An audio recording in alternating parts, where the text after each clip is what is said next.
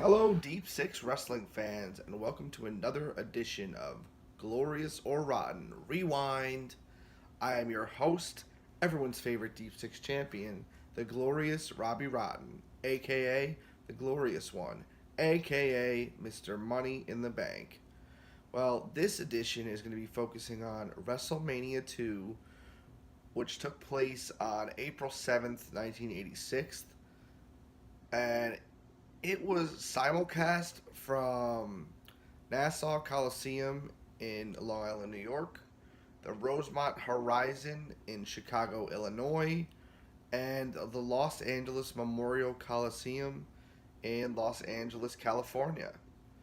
So this was a bit of a weird but ambitious overall WrestleMania. So we're gonna see how this one panned out. The show opened with, some more little bit of weird sequence with like some awkward sax playing, but it was a lot less cheesy than WrestleMania 1, so I'll give it that. And it didn't last like 3 minutes, it was only like 30 seconds. And then Vince McMahon announced Ray Charles as the singer of America the Beautiful, and not the national anthem, which I think America the Beautiful has been pretty much the main go-to opening song for WrestleMania from here on out. I will see going forward, but from every WrestleMania I've seen, I remember America the Beautiful. And Ray Charles is insane.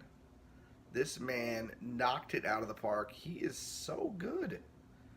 I've never heard the song sang better in my life. So it's going to be hard to top WrestleMania. Can you? We'll see. Match number one was the magnificent Don Morocco versus Mr. Wonderful Paul Orndorff. And the crowd was really, really into Orndorff here. At the beginning of the match, they had these weird, like, disembodied, pre recorded promos from the two guys going while they were, like, grappling in the beginning of the match. It was very bizarre. I didn't know what was happening at first. I thought it was, like, commentary, and then I was like, wait. That's not the commentators, that's the wrestlers. I didn't like that very much. They had a guest commentator. I guess she's like an actress or something. Susan St. James. Oh, she was awful. She at one point mentioned Morocco knowing like ancient Chinese techniques. What are you talking about? Obviously, she had no idea anything about wrestling. This started off solid, but it ended really quick. It was over in less than 5 minutes with a double countout finish. And the crowd was not happy. This is not a good way to kick off WrestleMania. I don't know what they were thinking here, but this one definitely gets a rotten. Ew, rotten. Next up, we had an Intercontinental Championship match between the Intercontinental Champion Macho Man Randy Savage with Miss Elizabeth and George the Animal Steele. Macho Man had his classic entrance music. Beautiful. And the Intercontinental Championship looks fantastic. What a difference a year makes. George the Animal Steele. No, I don't like this guy. Nothing about what he did in this match. Doesn't work. I mean, I guess it was different back then, but I can't do it. I don't like it at all. This was not good.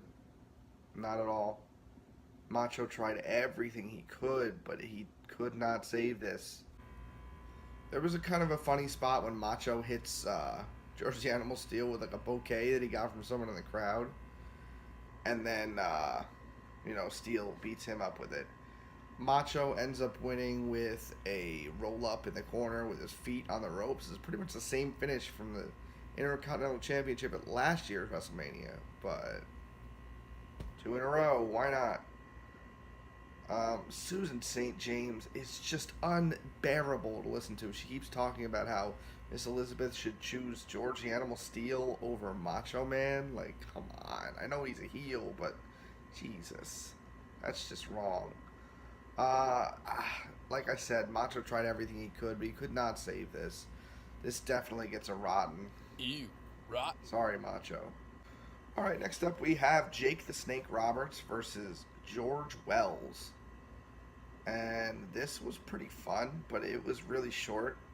It looks like Jake was like brand new at this time. Like he got like no reaction, and the commentators were talking about his undefeated streak, and they were talking about like how impressive he was and all this stuff. So he must have been brand new to the company at this point. And it was a fun little sprint, but it was quick, and Jake Roberts wins with the DDT in like 3 or 4 minutes, and then puts the snake on George Wells, and again, Susan St. James.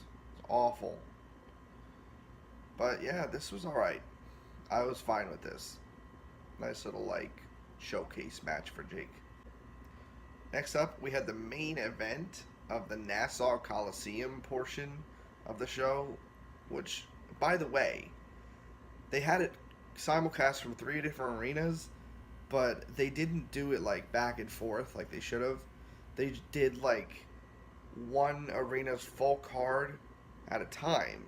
So like back to back to back to back, and then they flipped to another arena, and then they did those matches, and they flipped to another arena. I don't get that. Why would you have the whole crowd in all 3 arenas just sit there, and what are you doing? I don't really understand that. But anyway, they had Joan Rivers come out and announce some like celebrity guest judges, all people I've never heard of in my life, for the boxing match between Roddy Piper and Mr. T. Boy, that sounds like a great idea, doesn't it?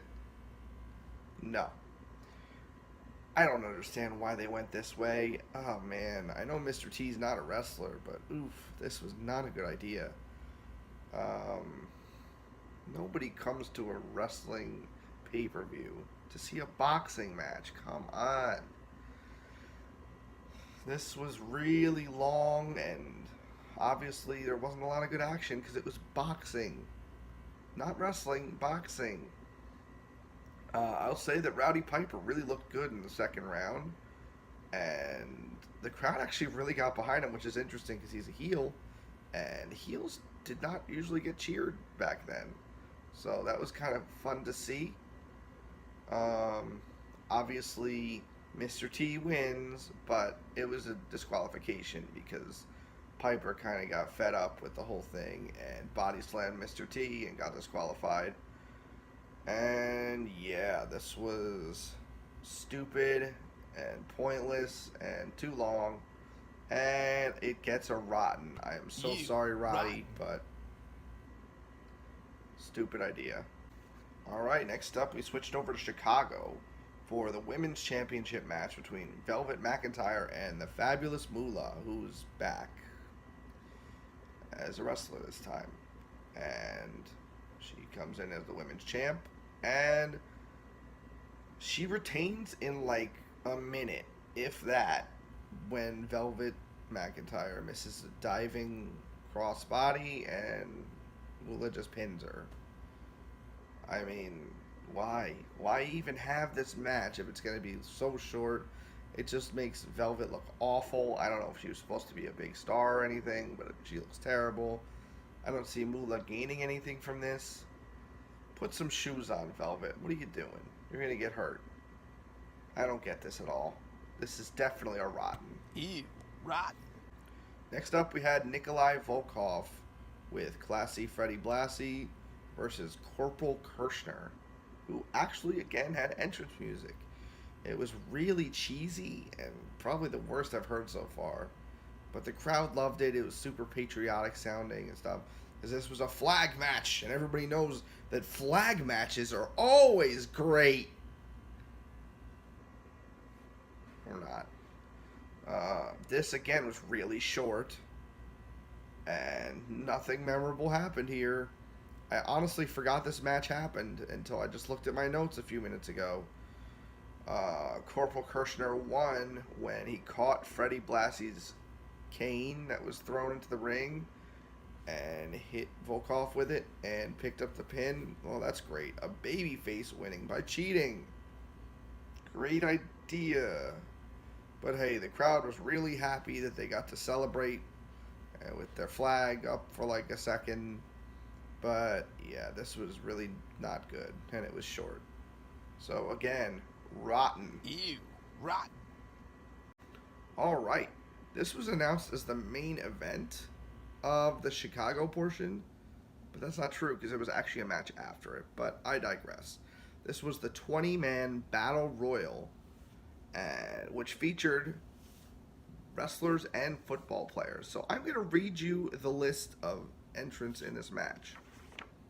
We had Big John Studd, Jimbo Covert, Pedro Morales, Tony Atlas, Ted Arcidi, Harvey Martin, Dan Spivey, Hillbilly Jim, King Tonga, I believe it was Haku actually, a young Haku, Iron Sheik, Ernie Holmes, B. Brian Blair, Jumping Jim Brunzell, Bill Fralick, Bret Hart, Jim the Anvil Neidhart, Russ Francis, Bruno Sammartino, William Refrigerator Perry, and Andre the Giant. That's actually a pretty star-studded match. A lot of big stars of days gone by, you know? And it's kind of interesting to see. It was pretty fun. The football players, most of them weren't great. But the crowd really loved some of them, especially Refrigerator Perry. I guess he's like a hometown guy. And the crowd was like insane for him. This wasn't overly long, it was like pretty well paced where the eliminations went by quick enough, but not too quick that you missed them. And it was pretty fun overall. We actually got a wrestler won. Andre the Giant won by last eliminating Bret the Hitman Hart. So this was pretty good. That's all I'm going to say about it. It was pretty good. Not great, but pretty good.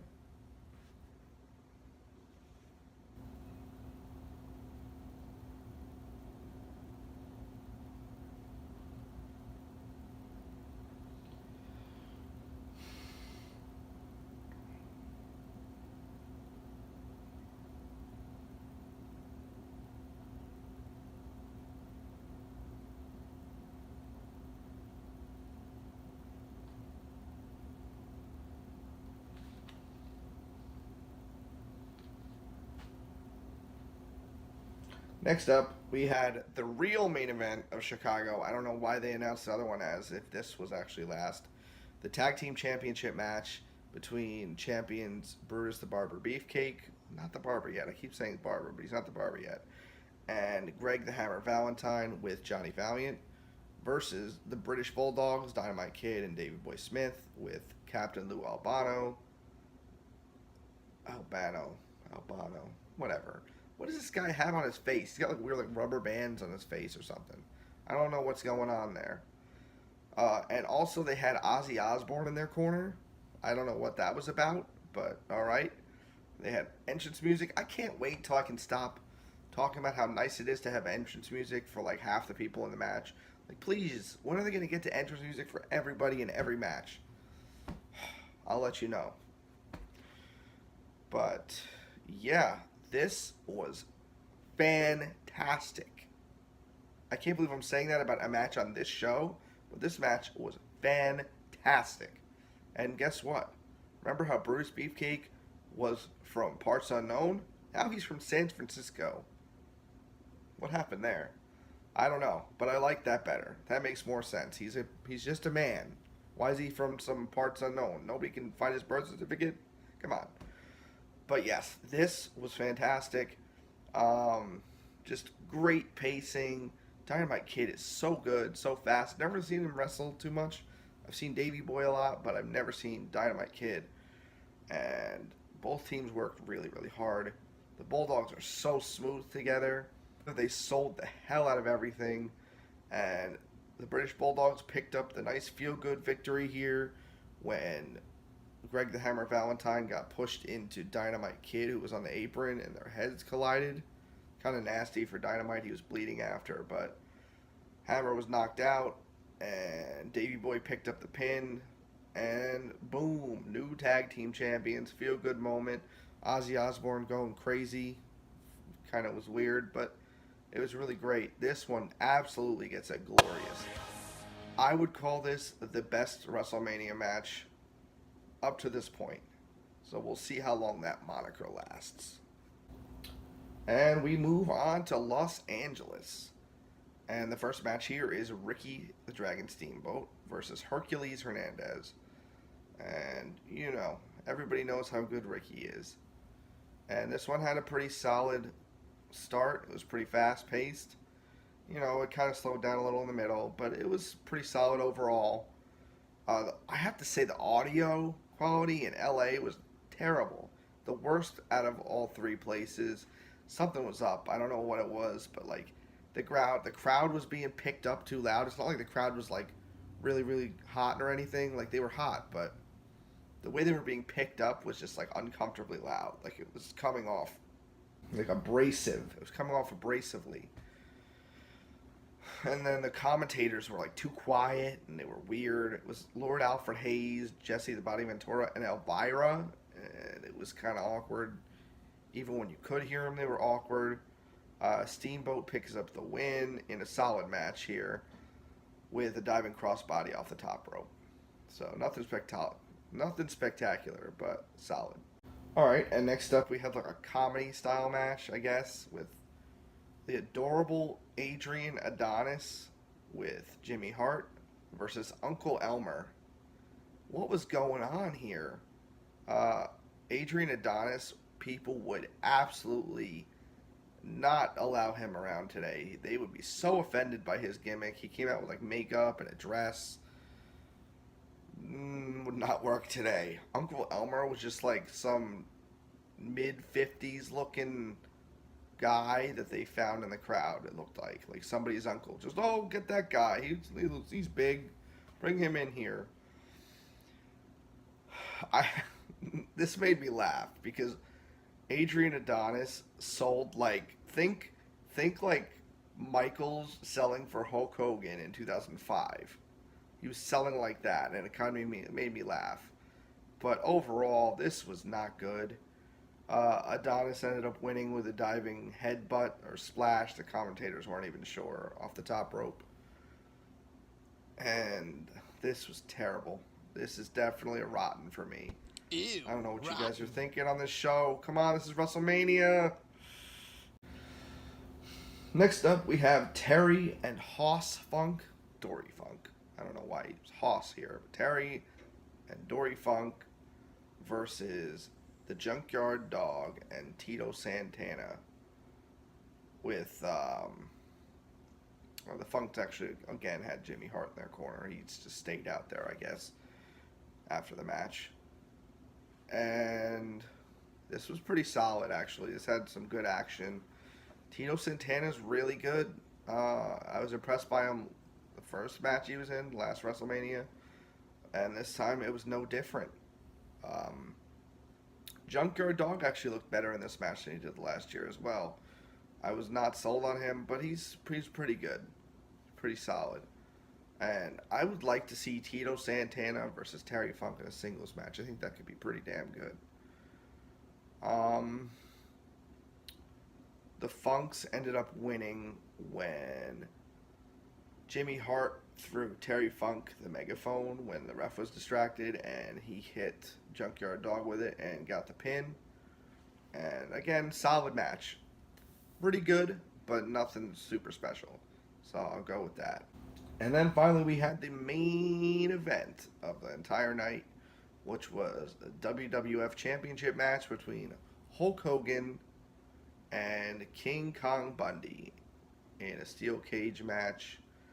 Bundy had Bobby the Brain Heenan as his manager, and they actually had to like bring in the parts of the cage and assemble it live. So they cut to like a video package of sorts, actually, which it wasn't great, but it was. First they showed Hogan being like attacked by Bundy, I guess, after a match he had, and they show that, like, oh, he has injured ribs. This is why it's such a risky title defense for him. And then they cut to an interview with Mean Gene in a gym where he was, like, lifting weights and stuff and struggling, but he was saying how it doesn't matter, he's going to wrestle anyway, even though doctors are telling him not to. And there we go. We cut back to the arena, and the match begins, and it's a steel cage match. And steel cage matches are kind of limited. There's not really that much you can do. They're very gimmicky, especially back in the day when they didn't have pins and submissions, so the only way to win was to get through the door or to climb out. So, you know, most of the match is just, oh, Bundy knocks Hogan down and goes to run out the door, and then Hogan grabs his leg. And this is, it's not good. I really hate to say it, but could this be the worst WrestleMania main event of all time? I don't know. We'll see. But it was not good. Bundy is not good. He's very limited, and a cage match is very limited, so there's nothing you can really do. Hogan tried so hard, but he couldn't save this one. Hogan wins when he hulks up and hits the leg drop, and then he beats him up some more, throws him against the steel cage walls, and he climbs out. And, you know, we get the happy championship retention from the babyface Hulk Hogan. But, like I said, this was not good. I would absolutely give this a rotten. Ew, rotten. And overall, I can't believe I'm doing this. This is the first time I'm doing this for a pay-per-view. Overall, this pay-per-view is definitely a rotten. Ew, What else can I do? rotten. 7 matches got the rating of rotten to 1 glorious. That's really bad. I can't believe that they followed up a pretty good, very solid first WrestleMania with this. It was ambitious to try the multi-cities and all that. I'll give them credit for trying it. I mean, it wasn't the best idea in the long run, but it's worth a try, I guess. But it just didn't work out. I hope WrestleMania 3 is better. Well, thank you guys for watching. Like, comment, subscribe to us here on YouTube, and follow us on Twitter at Deep Six Wrestling. Have a glorious day.